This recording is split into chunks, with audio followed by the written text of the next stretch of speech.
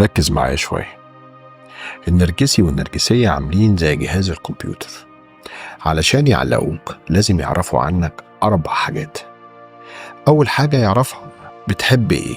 بتحب إيه يعني إيه الحاجات اللي أنت بريفير، الحاجات اللي أنت بتفضلها أو الحاجات المحببة بالنسبة لك. الأكلات بقى، الأخلاقيات، إزاي تتعامل، إزاي الحاجات دي بتبقى شيك بالنسبة لك، البرفانات بتاعتك، كل الحاجات اللي أنت بتحبها.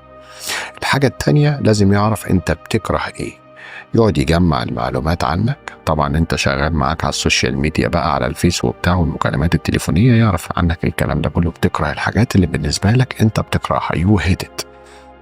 تالت حاجة لازم يعرف أنت بتتمنى إيه، أمنياتك إيه، أحلامك إيه، طموحاتك إيه، الحاجات اللي أنت نفسك إنك تعملها، المشاريع اللي أنت نفسك تدخلها.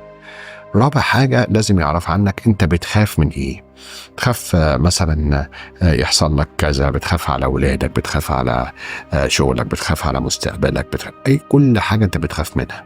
لو عرف عنك كل ال4 حاجات دول هيديك في الحاجتين الأولى والثالثة اللي هو بتحب إيه وتتمنى إيه، ويمنع تماما الحاجات اللي أنت بتكرهها واللي أنت بتخاف منها. خلي بالك، وديها للي مستنيها.